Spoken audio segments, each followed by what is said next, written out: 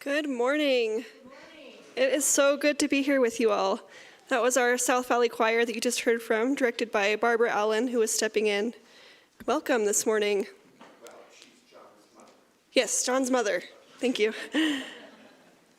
Come, come, whoever you are welcome here. No matter your age, your size, the color of your eyes, your hair, your skin, you are welcome here. No matter your gender, whom you love, how you speak, or whatever your abilities, you are welcome here. You are welcome here, whether you come with laughter in your heart or tears in your eyes. You are welcome here. Whether you believe in God all of the time, or some of the time, or none of the time, you are welcome here.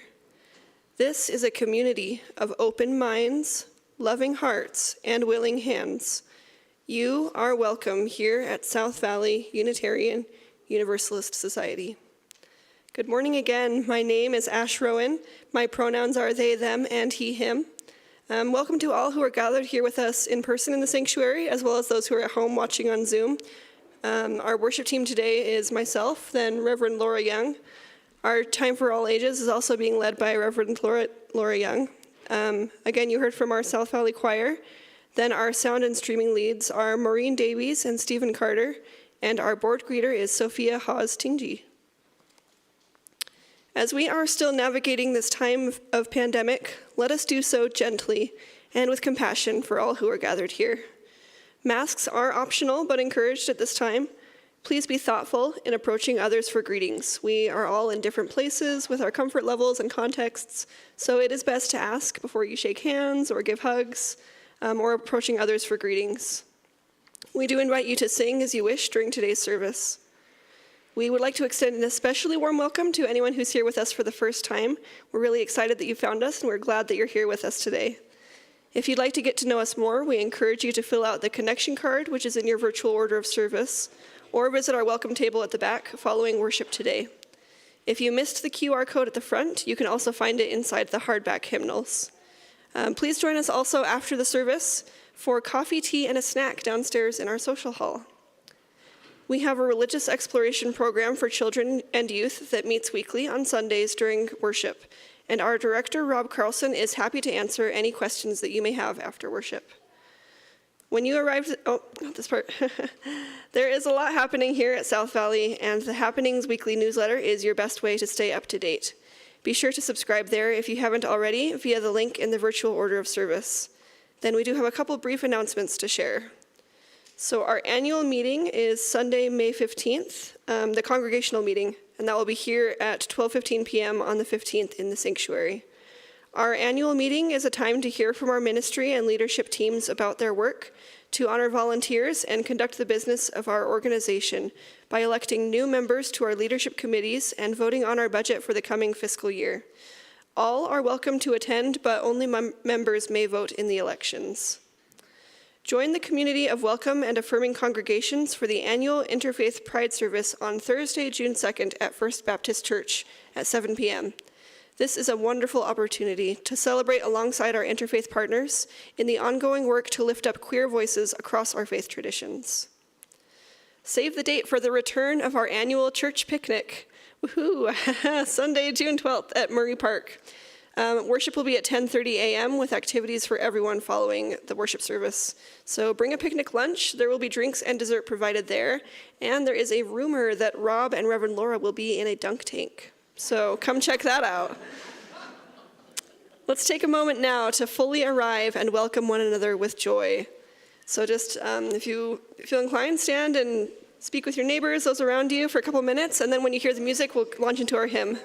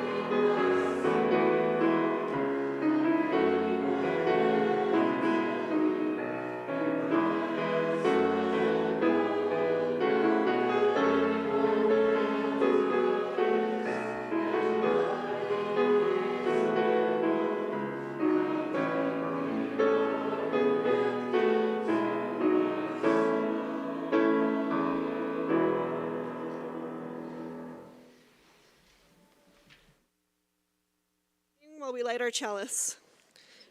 We invite you to stand in body, mind, or spirit as we say the lighting words, and you can use our actions if you want. Those at home are invited to light a chalice and share in this ritual by entering "chalice is lit" and the name of your street in the chat box on Zoom. We light this chalice for the warmth of love, for the light of truth, and for the energy of action.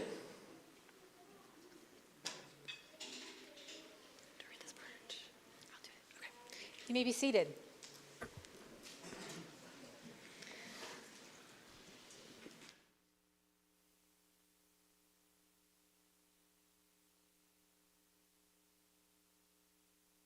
I'm the Reverend Laura Young, and my pronouns are she, her, and hers.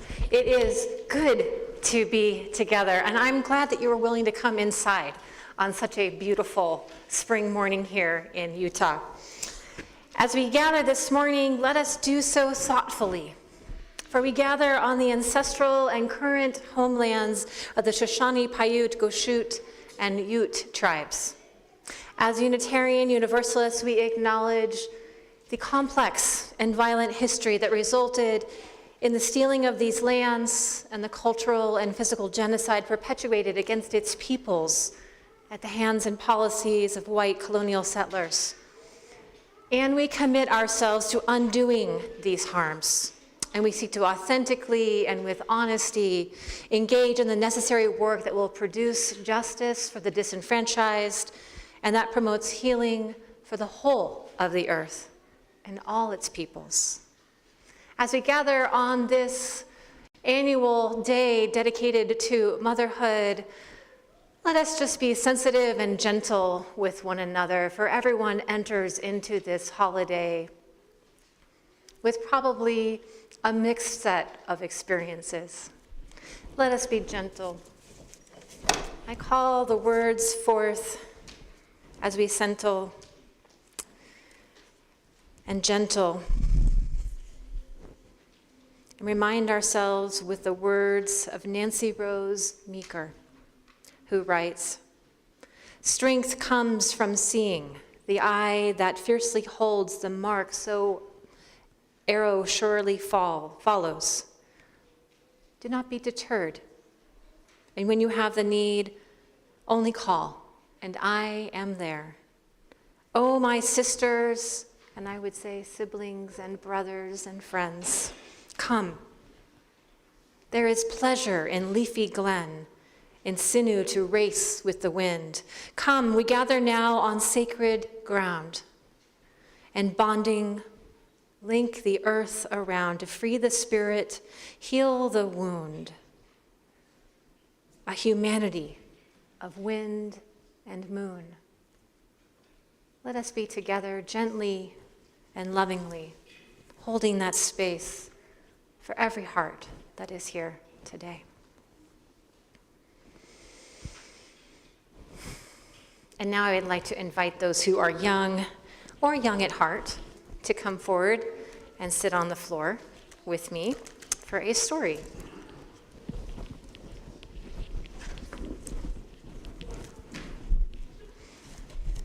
Come a little closer, because I'm going to sit here because my knees are a little older than yours.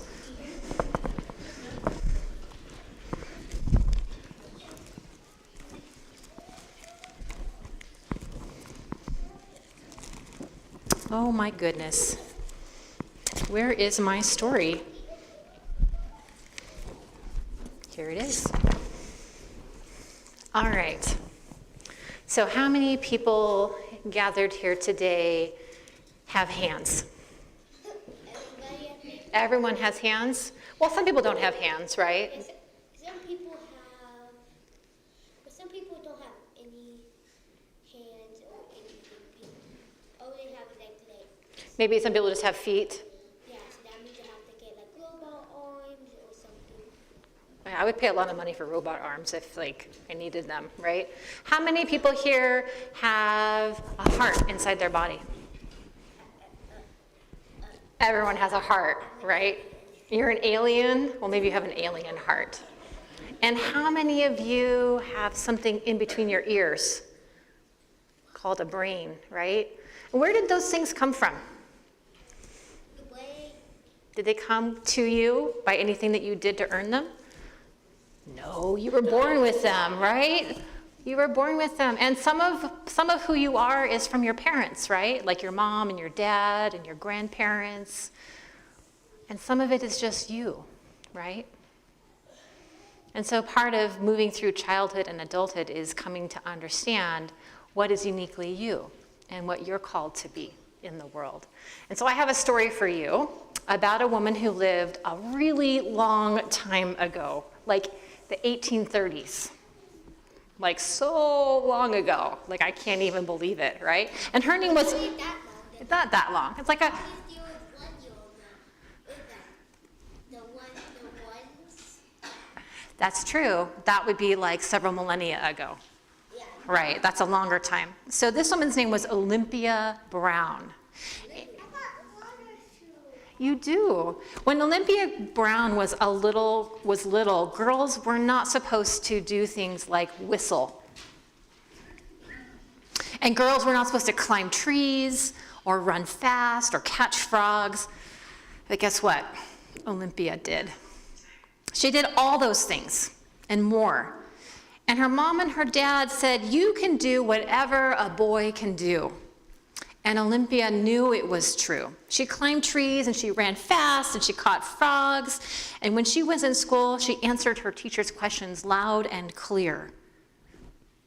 Little girls ought to be quiet, said one lady in town. Little girls ought not to make themselves heard. But Olympia did. She had a voice and she was going to use it every day. How many of you have a voice? Yeah? Do you use it every day? Yep.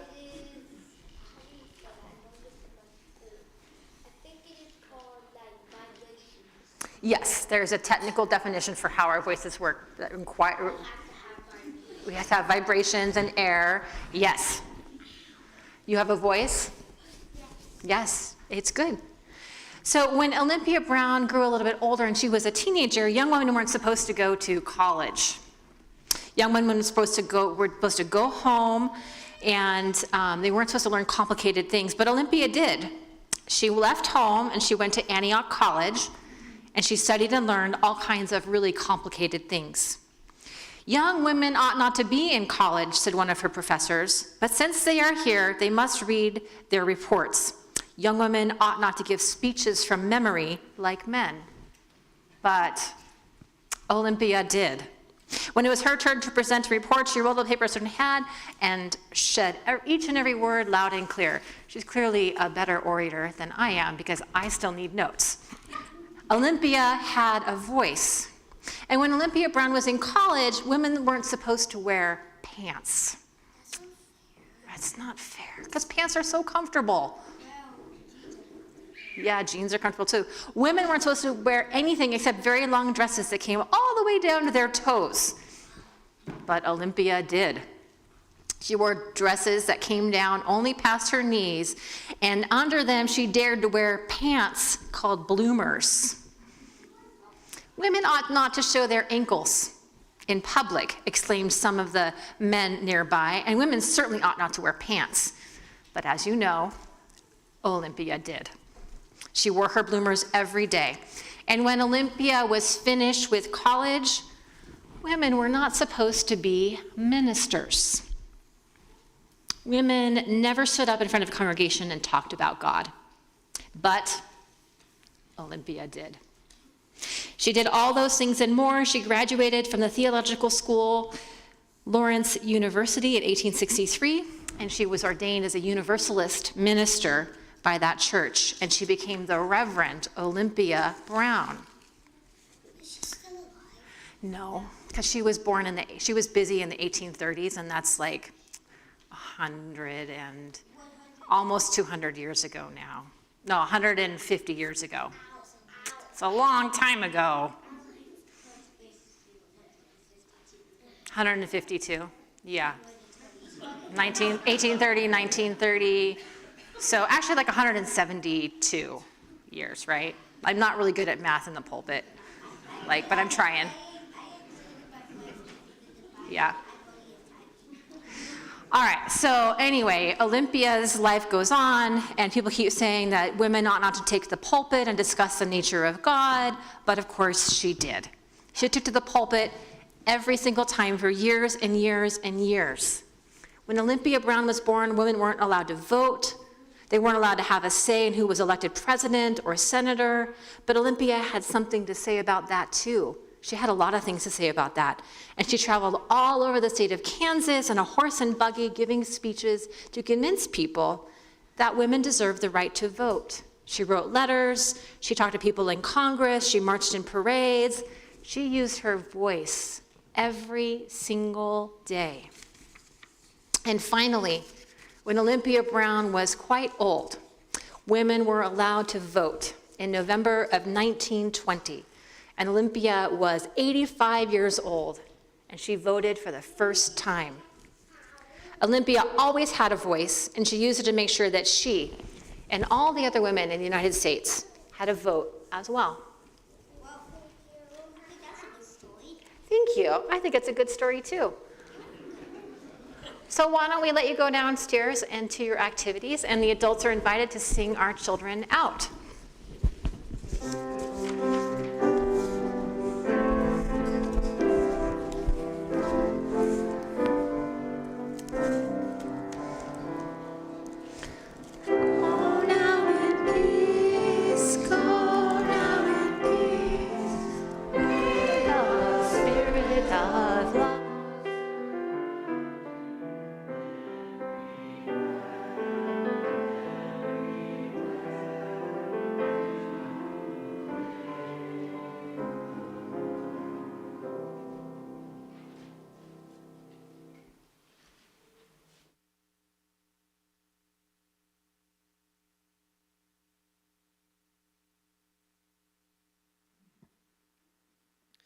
This community, our church, and its many ministries are only made possible by the gifts that you give of your time, your talent, and your treasure. Many of you pledge monthly to support our work, and for this we are grateful. Your gifts help to ensure that we are able to live our values of love and justice in the world outside. Part of our ministry at South Valley includes sharing our Sunday worship offerings with a charitable organization that aligns with our principles and values. Please join me in reading our offertory words. They are printed in your order of service. We are this church. We are its hands, its heart, its voice. Together, we share the wealth of this community and sustain it with our gifts. We will now accept the offering. For those at home, you are invited to use the giving link in the online order of service. I invite the ushers to come forward.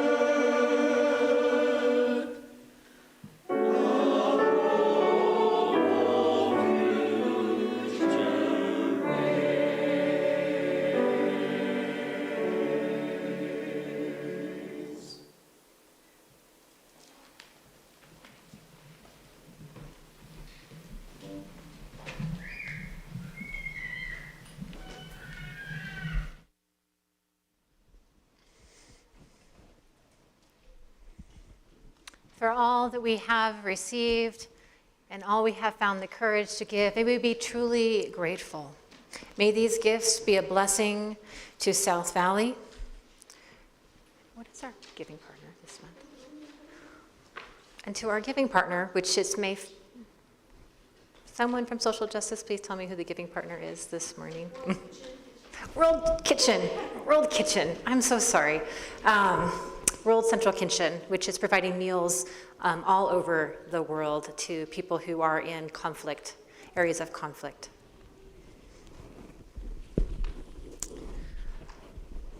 All those who are gathered here today are invited to participate in our rituals of joy and sorrow. Those of us who are joining in the virtual community are invited to use the chat box in the Zoom space to share your joys and sorrows.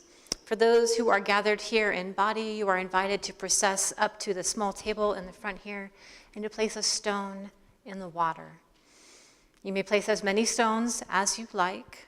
You may linger as long as you wish, as you hold that space for yourself and put it into the care of this community.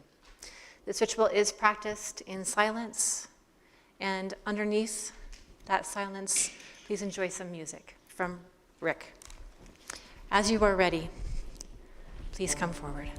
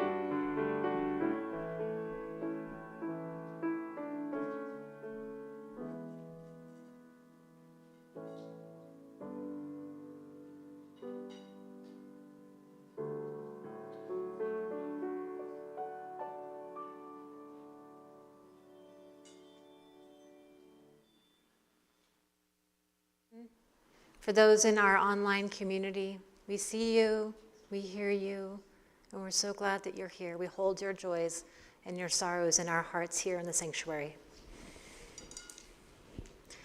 And a final stone for that which remains unspoken, but still heard in our hearts.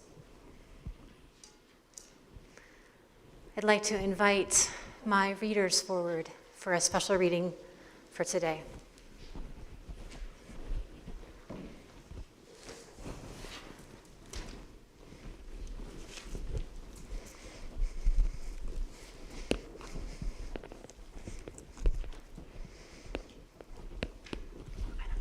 This is a litany for Mother's Day, adapted from Sarah Wilhelm Garber's.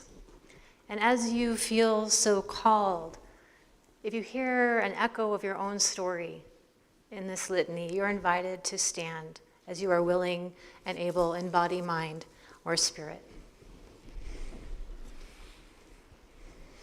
To you who have nurtured us, who have struggled so that we might live and flourish in the world, to you who have cared for our bodies and souls, who have given of yourself to make our future possible, to you, our mothers who birthed us, to you, our mothers who adopted us as your own, to you, our mothers by choice, who by your embodied action have cared for all who came into your life. We see you, we honor you. May love whisper your true name this day. To you who know the pain of longing, who longed to birth life, but found yourself unable to conceive, who desired to be called mother, but have never known that name, who long for the homecoming of a child who has chosen a pathway of pain, who ache over the absence of a mother who was or is unable to love you as you are, who yearn for the day when you will see your mother again, whether you are separated by death or a broken relationship. We see you, we honor you. May love hold you close this day. To you who have lost children, whether before they were able to breathe outside of the womb, whether your child left this earth too soon, or whether the loss is fraught with the ache of absence in the midst of their still being here on earth. We see you, we honor you. May love's ever constant presence comfort you this day. To you, our mothers, our aunts, our neighbors, our grandmothers, our teachers, our leaders, our healers, our friends, to you who fight and nurture, who love and pray, to your beauty, to your complexity, to your vulnerability and your power, to your belovedness as ones made in God's image, in the midst of your pain and brokenness, longing for your joy and healing and wholeness. We see you, we honor you. May love's abundant kindness be yours today. To the Ukrainian mother, to the mother in Russia, in North Korea, in Vietnam, in Congo, in Sudan, in Somalia, Israel, and Palestine, in Syria, and in the United States. To mothers and those who nurture peace and the conditions of life around the world. To the mothers whose children will never return from war. To the mothers who face death to secure their children safe passage and food. To the immigrant, the widow, the refugee. To the mothers who give their lives trying to make the world better for future generations. We see you, we honor you. May love surround and uphold you this day, mending your wounded places. And to you, the blessed earth and mother of us all, You give us the only home we have ever known. We pray our kind will remember and practice gentleness in this place, so that you may be restored and renewed once again. We are so grateful to call this place, this planet, our beloved home. So whether you have mothered in body, mind, or spirit, we honor you today. All the ways that mothering energy nurtures, soothes, inspires, empowers, and uplifts loving kindness in self and others is seen, heard, known, and now blessed by this community. May the energy of love surround you and keep you close, mending you to an ever greater sense of wholeness as you traverse the many seasons of your life. May it be so. Amen. Thank you.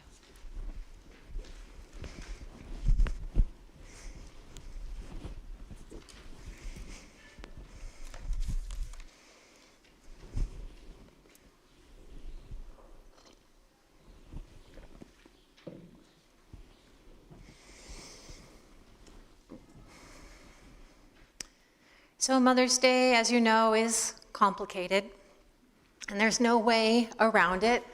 I have yet to meet someone who doesn't have a complex relationship with their mother, or this holiday, and the idea of motherhood and mothering, regardless of who their mothers are or were, or if they themselves are mothers, or have offered or sought mothering energy in adulthood as an aspect of their human journey.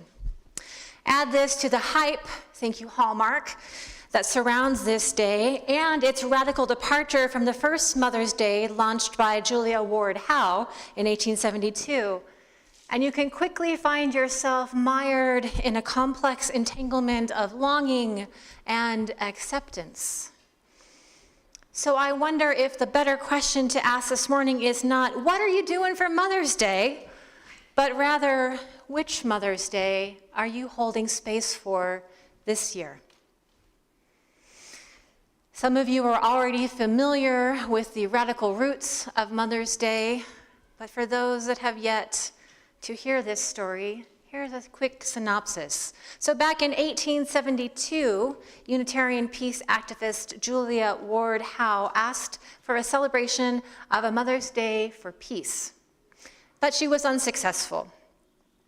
Howe was advocating for mothers to unite in a common cause to resist war as a senseless waste of their sons' lives and well-being. She astutely noted that young men's bodies were the primary means by which nations and states settled their differences. And she hoped that by uniting mothers on all sides of conflict would bring about a movement for peace. Her work and the work of other pacifists arose from the carnage and destruction of the Civil War here in the United States and was well connected to similar efforts throughout Europe. 36 years later, Mother's Day was officially established by Anna Jarvis, but she had a slightly different interpretation. She wanted to honor the person who has done more for you than anyone in the world. Hers was a gentle heart, hoping to invite young people and people of all ages to write letters and to be sentimental. But this was quickly thwarted by commercialization and profit. And Jarvis was even arrested at a chocolate conference in 1923 for disturbing the peace. Resistance does not stop there. Internationally, upon the establishment of Mother's Day, there were immediate concerns about the exclusive association of Mother's Day with the biological definition of motherhood.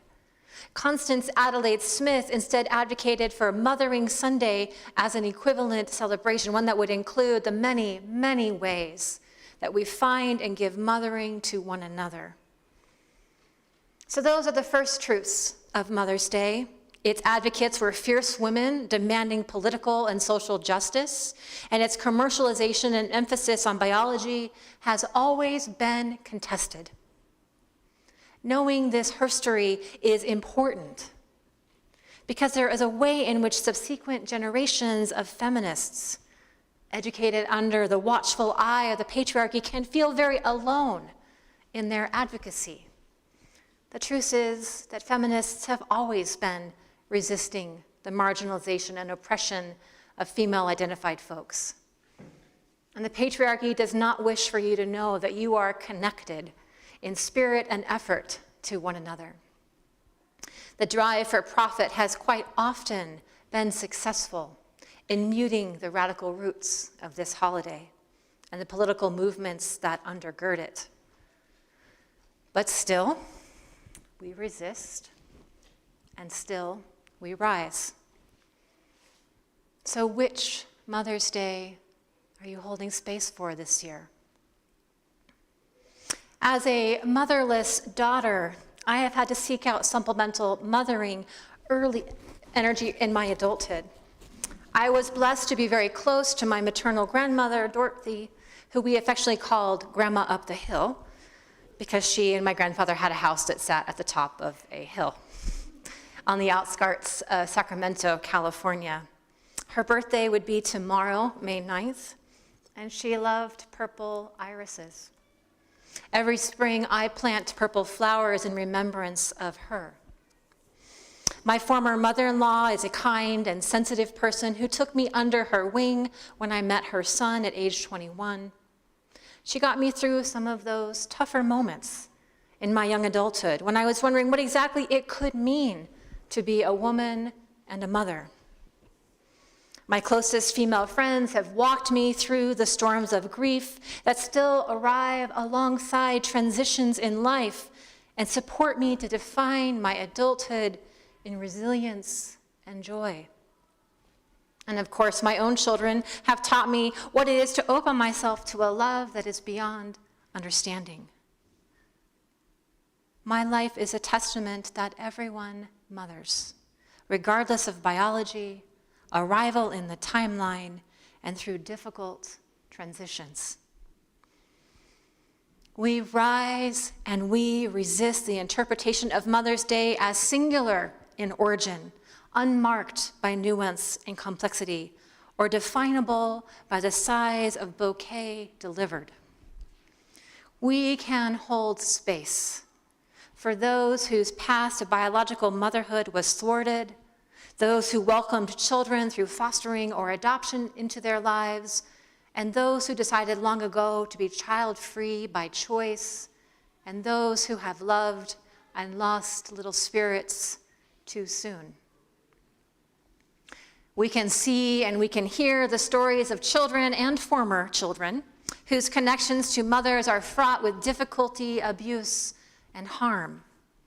We can hold all of this in this space alongside the delight of young children making cards and picking all the daffodils in the yard as testament to their effortless love and affection for their caretakers.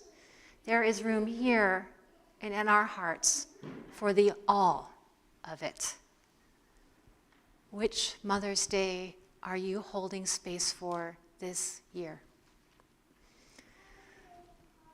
We have been mothering in the patriarchy for many millennia now. And just now it seems that the patriarchy, or to be more inclusive, the kyriarchy, is focused on undoing the hard-won rights of all people to enjoy lives free of gender-based oppression. Kyriarchy is a term that was coined in the 1990s by radical, badass theologian Elizabeth Schusler Fiorenza. She's a Roman Catholic feminist theologian who teaches at Harvard Divinity School. Kyriarchy brings together intersectionality, intersecting the work of eradicating oppression across race, class, citizenship status, gender, sexual identity, despite the fact that it is not in particularly common use. I appreciate its naming of the work we do in community together. I've read the annotated script of that leaked draft decision that will likely overturn Roe v. Wade. I'm sure many of you have as well. It's chilling in its insistence that the founding fathers themselves, who were slave owners and wealthy patriarchies, who never allowed the voices of Black, Indigenous people of color, or women, or anyone who didn't own land to inform their writings, should also have their interpretations of liberty speak unilaterally for us here in 2022. And the idea that the Supreme Court has ever been free of political bias is offensive to all who have ever sought to fight for justice for the marginalized. My many times great uncle, Chief Justice Roger B. Taney, ruled incorrectly and catastrophically in the Dred Scott case to uphold slavery and deny citizenship to the people of color. From hurtful laws restricting access to gender-affirming care or participation in sports by transgender athletes, of which there are 4 here in Utah, from laws restricting the ability of queer folk to foster or adopt children, and the probable overturn of Roe v. Wade and its protection of abortion access, we face real and serious challenges on the mothering landscape in the years ahead. I was born in 1974, 1 year after abortion became legal. My mother had access to a full range of family planning means, and I enjoyed the same. She gave birth to 2 children, and I did the same. My family size is the result of having had access to affordable, comprehensive, compassionate reproductive health care. I did not have to consider which state to raise my family in for fear that my access to care would be restricted. My daughter will have to consider this in her adulthood. We do not have to all agree on abortion care. Most people in America are already in agreement that abortion should be legal. And while there is variation around when and how and under what circumstances, very few people want to see it banned outright. We know that the decision to end a pregnancy is complex. And as a community, we are therefore fierce in our insistence that it should be safe and legal and hopefully rare. We cannot go back to self-induced and unsanitary abortion care. We cannot go back to a system where only the wealthy can fly wherever they need to access care. And we cannot go back to ignoring gender-based violence and trauma that puts far too many pregnant people in the path of unnecessary suffering. If we truly desire for abortion to be rare, we must insist on access to affordable, compassionate, comprehensive reproductive health care for all people who have bodies.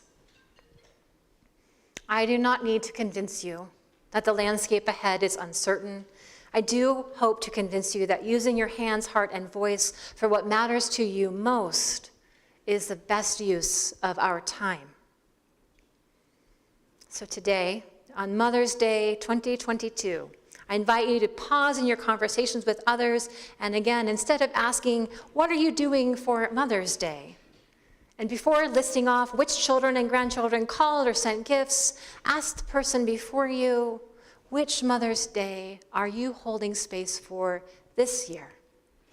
And wait and watch and listen for the resisting, rising, and resilient story of the heart on the other side of that conversation. Our stories matter. They are the means by which we create connection and a better future. They are the means by which we resist and rise again and again and again in our efforts to bring about a future for everyone who lives in a female-identified body that is not just free from harm, but liberated to define their lives on their own terms in resilience and joy. May it be so. Amen.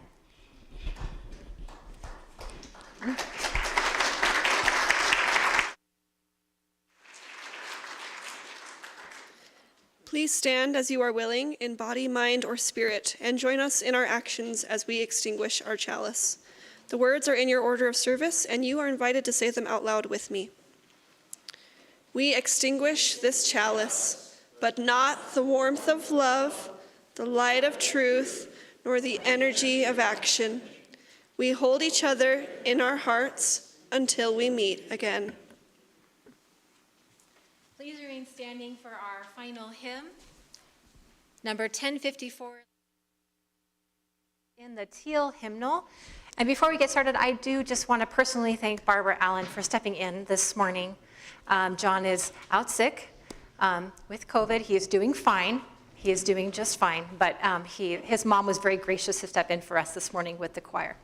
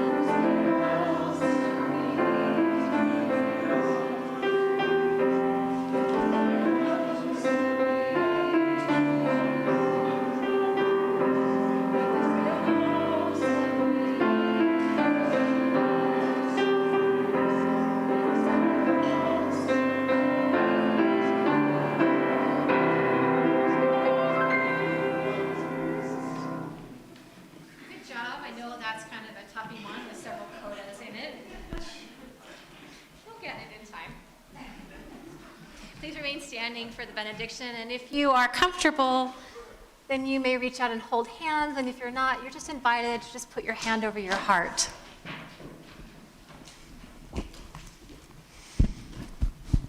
In this benediction, I've been saying it for a few weeks now. It is the benediction from my home congregation in Santa Barbara. So I bring it to you. May the light of love shine upon you, out from within you, be gracious unto you, and bring you peace. For this is a day we are given. Let us rejoice and be glad in it. You may be seated for the postlude.